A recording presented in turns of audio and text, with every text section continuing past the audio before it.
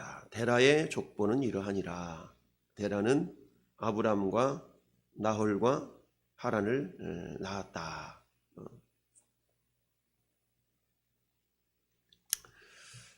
우리가 10장 11장의 핵심은 결국 아브라함이라는 한 사람을 하나님께서 선택하시고 그를 믿음의 조상으로 삼으시기 위한 그 하나님의 멈추지 않는 그 생명의 역사였다라는 것을 어제도 살펴보았고요. 자, 오늘은 드디어 아브라함의 아버지 데라에 대한 좀 더 자세한 내용을 설명하고 있습니다. 그래서 오늘 말씀의 제목을 따라합시다. 부르심의 은혜. 아멘. 부르심의 은혜. 자, 은혜라는 것은 내가 뭐 잘한 것도 없는데, 나에게 어떤 세상말로 어떤 건덕지도 없는데, 어떤 근거도 없는데, 일방적으로 우리에게 베풀어 주신 사랑, 이것을 은혜라고 말할 수가 있죠. 그렇다면 오늘 말씀의 제목, 부르심의 은혜, 즉 불러주신 거에 대한 은혜라는 이야기죠.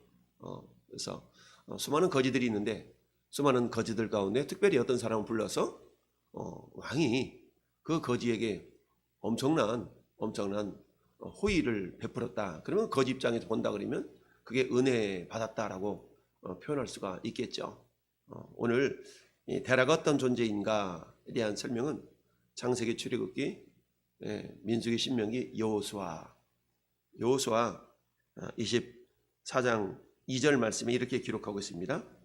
여호수아가 모든 백성에게 이르되 이스라엘의 하나님 여호와께서 이와 같이 말씀하시기를 옛적에 너희 조상들 곧 아브라함의 아버지 나홀의 아버지 데라가 강 저쪽에 거주하여 다른 신들을 섬겼으니 이렇게 말씀하고 있습니다.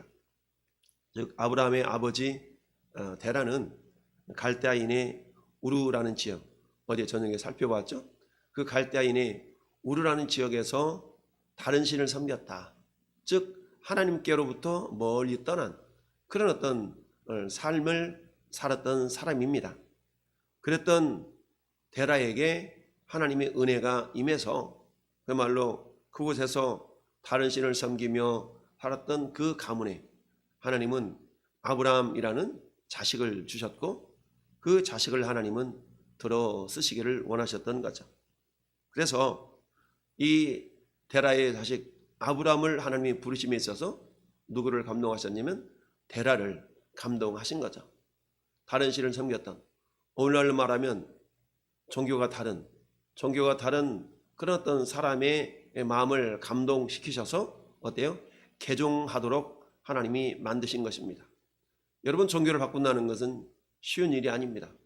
어찌 보면 종교를 바꾼다는 얘기는 생명을 내어놓는 일과 다를 바가 없습니다. 그래서 정말 개종한다라는 그것은 굉장히 어려운 일임에는 틀림이 없습니다. 왜냐하면 그것은 영적인 일이기 때문에 그렇죠. 우리가 육적인 일이라는 것은 금방 결단했다가도 금방 취소하기도 하고 이럴 수가 있지만, 그러나 영적인 일이라는 것은 한번 결단하고 그것을 실행에 옮겼다는 얘기는 엄청난 그 마음의 결단과 마음의 감동이 있지 않고서는 그 일이 이루어질 수 없음을 우리는 알 수가 있습니다. 그래서 하나님은 여호수아 입술을 통하여서 데라라는 사람이 어떠한 영적인 상태였는가에 대해서 여호수아 입술을 통해서 말씀하셨습니다.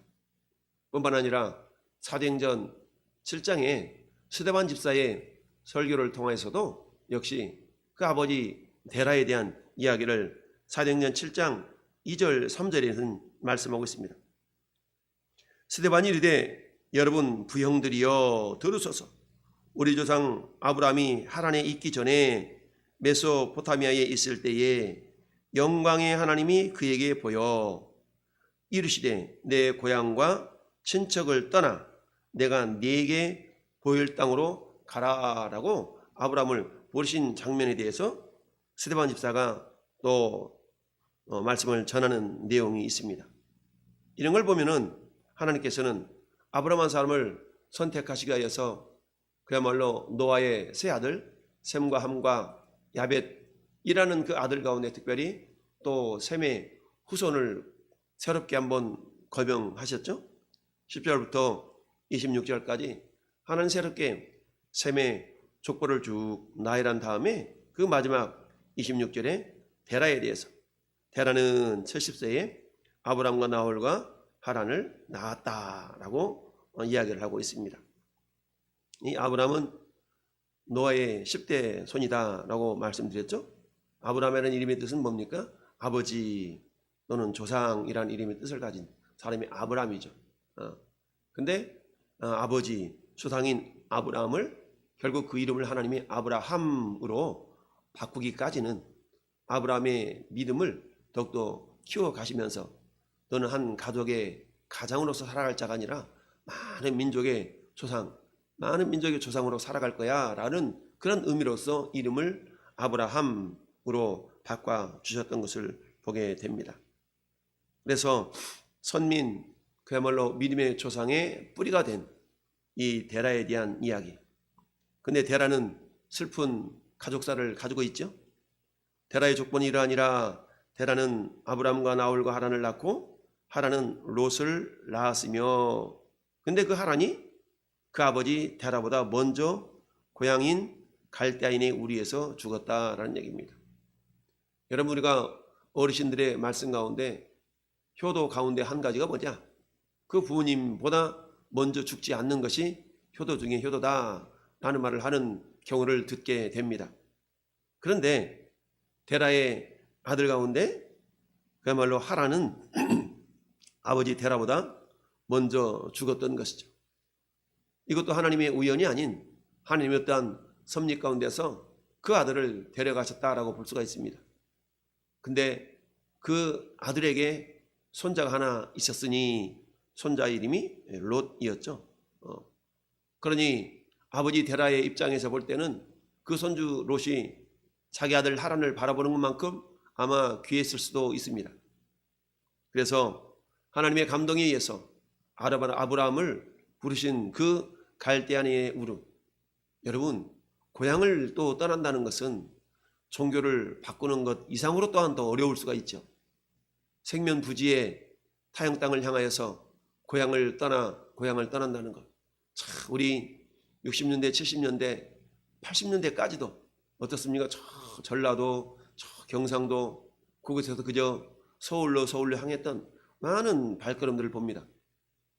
제가 어렸을 적 우리 고향에서도 역시 농사 짓고 열심히 일하던 새마을 지도자죠. 그 당시에 새마을 지도자, 동네 이장 이랬던 젊으신 분들이 그냥 어느 날 갑자기 보이지 않는 그런 경우 보니까 서울 갔대, 돈 벌러 서울 갔대 라는 소식을 종종 듣곤 했습니다. 그래서 지금도 저희 고향에서 서울로 향했던 그 사람들의 소식을 간혹 듣기도 하는데요. 이처럼 고향 땅을 또 떠난다는 것은 굉장히 쉬운 일이 아니죠. 그럼에도 불구하고 하나님은 데라의 신앙을 버리게 했고, 그리고 데라의 고향을 떠날 수 있도록 하나님이 역사하셨다라는 이야기입니다. 수많은 사람 가운데 하나님은 아브라함 한 사람을 선택하기 위하여서 그야말로 셈의 후손 가운데 데라라는 그 한 또 가문을 선택했던 걸 봅니다. 그렇다고 해서 데라의 신앙이 너무 좋아서 하나님을 경외했다든가 하나님을 신뢰했다든가 이런 거 아니잖아요. 다른 신을 섬기는, 우상을 섬기는 집안의 아들을 선택하시기 위하여서 데라의 아들을 데려가셨고, 그런 슬픔의 상황 가운데서 하나님은 데라와 더불어서 아브람을 그 고향 땅에서 떠나게 하셨던 겁니다. 우리 같은 생각을 하면 믿음 좋고 하나님을 향한 그런 어떤 겸손한 마음이 있는 자를 들어 쓰시면 좋을 텐데, 그러지 않는 오늘날도 마찬가지 아닙니까? 어떤 분의 간증을 듣다 보면 그야말로 자기는 하나님을 대적했고 예수 믿는 사람들을 핍박했고 교회에 대해서 막 이런 어떤 해코지를 했던 그런 사람들이 변화해서 하나님의 충성된 일꾼으로 등장하는 것을 우리는 간증을 통해서 간혹 듣게 됩니다. 이처럼 우리 인간의 앞날은 우리가 헤아릴 수 없고 알 수가 없는 것이죠. 그런 것처럼 오늘 말씀의 제목이 부르심의 은혜라고 했습니다. 이미 저나 여러분들은 하나님의 부르심의 은혜를 입은 자들이죠. 여러분, 우리가 예수 믿기 전에 우리의 삶이 어떠했는가 우리는 잘 알 수 있습니다. 저희 시골에 계시는 저희 어머니도 어릴 적 기억이 그거예요. 부뚜막에다 하얀 그릇에다가 물 떠놓고 비나이다 삼시랑 할머니 물 떠놓고 비나이다 했던 그 어릴 적의 모습이 지금도 눈에 선합니다. 일찍 일어나서 그야말로 알지 못하는 신에게 빌면서 자식들의 건강을 위하여서, 자식들이 잘 되기를 위하여서 이렇게 빌었던 그 어머니의 모습이 지금은 신앙의 방향이 바뀌어서 아마 지금 새벽에 일어나서 아마 자식들을 위하여서 또 우리 왕성교회를 위해서 아마 기도하고 계신 줄을 모르는데요. 이처럼 그 신앙을 바꾼다는 것은 굉장히 쉬운 일이 아니라 어려운 일이면 틀림이 없습니다. 그러나 그 모든 것들은 역시 하나님의 은혜라는 것이죠. 내 힘과 내 능력이 아니라 하나님의 은혜로 말미암아서 우리가 구원을 받았고 하나님의 자녀가 되었노라고 에베소서 2장 5절은 말씀하고 있죠. 그때 너희가 죽었던 너희를 그리스도께서 살리셨도다. 은혜로 구원을 받은 것이라. 또한 에베소서 2장 8절에도 그렇게 말씀합니다. 너희가 그 은혜를 인하여 믿음으로 말미암아 구원을 얻었나니 이것이 너희에게서 난 것이 아니요 하나님의 선물이라. 행위에서 난 것이 아니니 이는 누구든지 자랑하지 못하게 하려 함이라. 여러분, 데라가 뭐 자랑할 건덕지가 있습니까? 아브라함이 뭐 자랑할 건덕지가 있습니까? 아버지 밑에서 보고 자란 그 아브라함, 아버지가 우상을 섬기는 그 밑에서 자랐던 아브라함 역시 그런 어떤 모습이지 않겠어요? 맹모 삼천지교라는 그런 말이 있는 것처럼 환경 자체가 그런 환경이다 보니까 여러분 지금 북한에서 우리가 태어나지 않은 것은 어찌 보면 다행일 수가 있는 거 아니겠어요? 북한에서 태어나면 자연스럽게 김씨 왕조를 숭상하는, 숭배하는 김일성 종교의 하수인으로 살아갈 수밖에 없는 연약한 모습들이 있지 않았겠습니까? 그러나 우리가 자유 대한민국에서 태어났기 때문에 우리는 복음을 접할 기회가 있었고 또한 그 복음 때문에 이처럼 하나님의 자녀라는 귀한 신분을 얻게 된 것도 역시 하나님의 부르심의 은혜를 입었다라는 증거입니다. 내가 원치도 않았지만 우리 부모님이 저 이슬람교를 믿는 무슬림이었기 때문에 지금은 저 중동에 있는 그런 사람들의 삶을 보세요. 자기도 모르는 사이에 자기가 무슬림이 되어서 하루에 4번씩 메카를 향해서 무릎을 꿇고 그야말로 절을 해야 되고 자기도 모르는 사이에 또한 어때요? 라마단이라는 금식 기간 동안에는 어쩔 수 없이 또 금식을 해야 될 수밖에 없는 그런 연약한 삶을 살고 있는 수많은 그 아랍인들을 한번 생각해 보세요. 그들은 태어나자마자 그냥 무슬림인 거예요. 선택의 여지가 없습니다. 그러나 우리는 어때요? 그 하나님의 은혜 가운데서 우리는 예수 그리스도를 믿을 수 있는 기회가 많았고 그로 말미암아서 하나님의 자녀가 되었다. 그렇다면 하나님은 오늘 저와 여러분을 향해서 뭘 원하나? 내 삶에 나팔을 불어라 라는 얘기 아니겠습니까? 이스라엘 백성들이 신년을 7월 1일로 그들은 삼았다. 양력으로 말하면 9월에서 10월 정도가 된다고 그랬죠. 이처럼 신년에 이스라엘 백성들이 행했던 것은 나팔을 불면서 내가 올 한 해 동안에 어떻게 살아야 될 것인가? 내가 하나님을 향한 사모함과 간절함이 있는가? 이웃에게 해를 끼치는 일은 없었는가? 철저하게 회개하며 정결한 삶의 모습을 통하여서 새해를 준비해 나갔다라고 말씀을 드렸습니다. 하나님은 저와 여러분을 부르시면서 사도 바울의 입술을 통해 디모데후서 1장 9절에 이렇게 말씀하고 있습니다. 하나님이 우리를 구원하사 거룩하신 소명으로 부르심은 우리의 행위대로 하심이 아니요 오직 자기의 뜻과 영원 전부터 그리스도 예수 안에서 우리에게 주신 은혜대로 하심이라. 할렐루야. 저는 여러분들이 하나님이 부르셔서 구원받았다는 것은 그야말로 그리스도 예수 안에서 주님의 은혜로 말미암아 부름받고 구원받았다라고 말씀합니다. 그런데 사도 바울은 디모데에게 한 가지를 더 말씀하고 있죠. 거룩하신 소명으로 불렀다라는 얘기입니다. 하나님 불러내신 것은 그저 불러내신 것이 아니라 뭐가 있다고요? 거룩한 소명이 있다. 거룩한 소명. 거룩한 소명으로 불러냈다라는 얘기입니다. 소명 자체는 부르심이라는 의미 아니겠어요? 거룩한 소명으로 불렀다. 이 거룩한 소명으로 불렀다는 말은 다른 말로 말하면 사명이 있다는 얘기겠죠. 사명. 그 사명. 아브라함에게 있어서 사명은 무엇이겠어요? 그 하나님은 아브라함을 믿음의 조상으로 그로 하여금 가나안이라는 약속의 땅에서 믿음의 조상의 역할을 감당할 수 있도록 하시는 것이 결국 하나님께서 아브라함을 향한 그 사명이고 소명의 부르심이다. 오늘날 마찬가지 저나 여러분들을 하나님께서 소명으로 부르신 것은 우리에게 사명이 있음을 우리는 알아야 됩니다. 사명은 세상 말로 말하면 우리가 해야 될 과제가 있다, 숙제가 있다라는 이야기입니다. 그 숙제는 뭐겠어요? 그 숙제를 네 힘으로 해, 네가 알아서 해, 이게 아니라 하나님 우리에게 그 숙제를 감당해낼 수 있도록 예수 그리스도의 영이신 성령님을 보내주셨죠. 그래서 어때요? 그 성령이 너에게 말할 것을 주신다. 그 성령이 너에게 생각나게 하신다. 그 성령님이 너에게 나타나신다. 다양한 모습으로 성령께서 우리의 심령 가운데서 행할 일들, 성령께서 우리를 도와주실 일들을 성경은 말씀을 하고 있지요. 그래서 그 성령께서 우리로 하여금 오직 성령이 너에게 임하시면 너희가 권능을 받고, 성령이 임했기 때문에 이미 우리에게는 권세와 능력이 있다. 그 권세와 능력은 뭐겠어요? 세상을 이길 수 있는, 세상과 맞짱떠 싸워서 이길 수 있는 그런 능력을 우리에게 이미 안겨주셨다는 얘기입니다. 성령이 우리에게 임할 때에 뱀과 전갈을 밟으며 원수의 모든 능력을 제할 권능을 이미 주셨다라고 마가복음 16장에도 말씀하고 있죠. 우리는 그것을 믿고 어때요? 이제 믿고 나가서 예수 이름의 권세를 사용을 해서 우리가 승리하는 삶을 살아가야 됩니다. 여러분, 하나님의 아브라함과 데라를 부르셨을 그 모습을 생각해 보세요.